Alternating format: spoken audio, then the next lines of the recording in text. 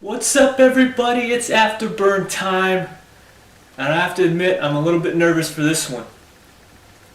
This came to me from John Ford over at Ford's Fiery Foods and Plants. Link will be in the description. You can get seeds for this particular pepper and from John Ford. This is the Brazilian ghost pepper. Now, why am I a bit concerned, you say?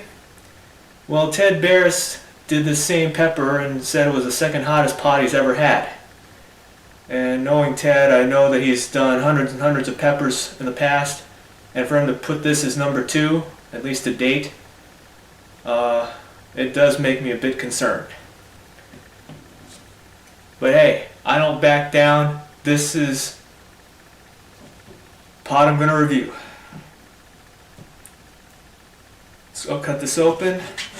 You can tell my mind's just not completely here.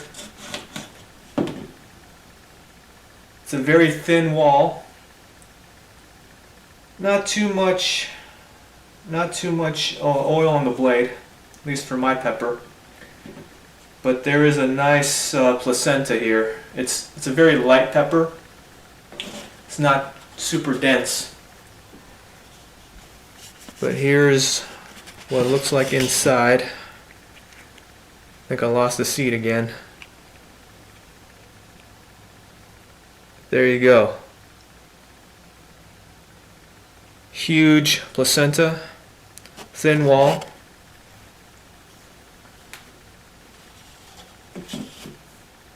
It smells very florally. A Brazilian ghost is a three-way cross between a boot jalokia, a 7-pot douglas, and a Trinidad scorpion butch tea. It was created by a man in Brazil. His name is Jose Renato.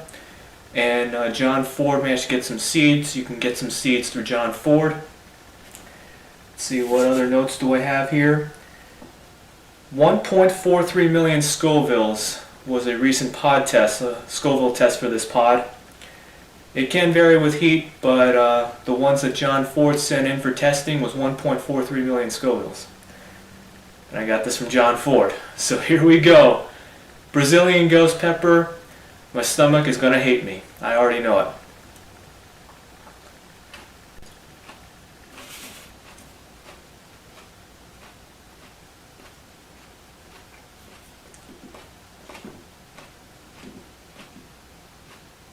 It's florally. Getting the stopwatch going.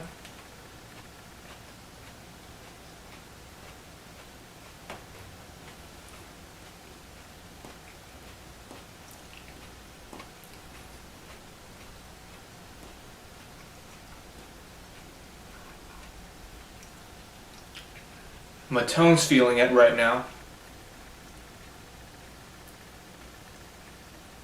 It's really starting to build.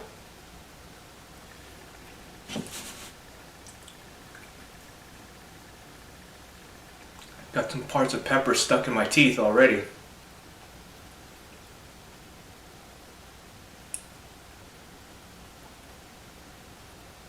It's mainly a big time burn on my tongue.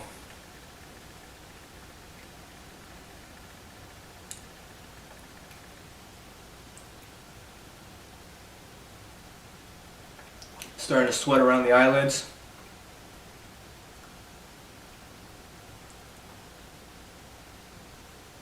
Throat burn is pretty noticeable. Starting to intensify. I'm starting to salivate pretty significantly.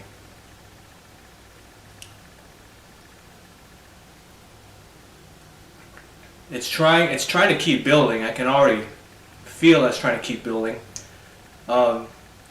Very noticeable, significant floral flavor.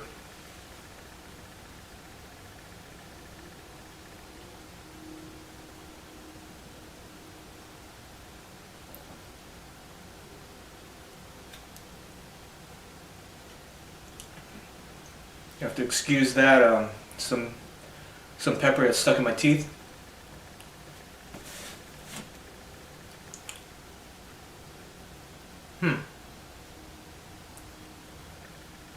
Throat burn is pretty significant.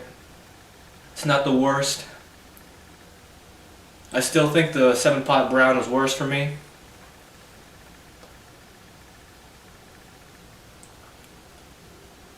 But again, this is still an unstable strain. I believe Ted Barrett said it was F5. So it's not the most stable strain. That's just basically lingo here for not being the most stable. But eventually it's going to get stable. I'm really salivating right now because of this pepper.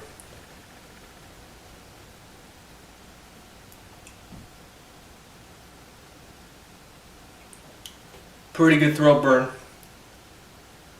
But again, I don't think it's as bad as the 7-pot was for me.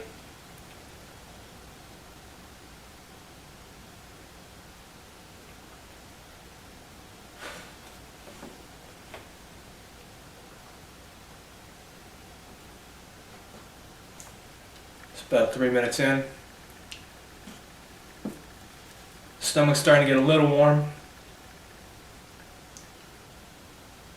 I think my nose is starting to run.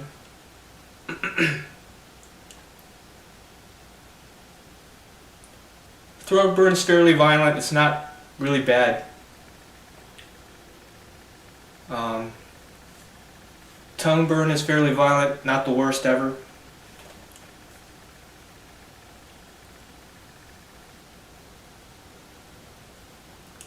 I'm trying to figure out if it's peaked. Definitely a lot of floral nodes in here. It's certainly not getting any worse as far as the heat's concerned. But it's really, you know, it's not something I would just go and tell people to do. This is not for a novice. So I do not want any novices trying to test their mettle against the Brazilian ghost pepper. Because you can already see what it's doing to my face. But I don't think it's getting any worse. So it might linger for a bit. It's certainly lingering on more than the chocolate Moruga or the caramel Moruga. The 7-pot brown was totally violent compared to this one. But this isn't too bad. 5 minutes is almost up already. But hey, if you like this video, give a thumbs up, share, subscribe, leave a comment.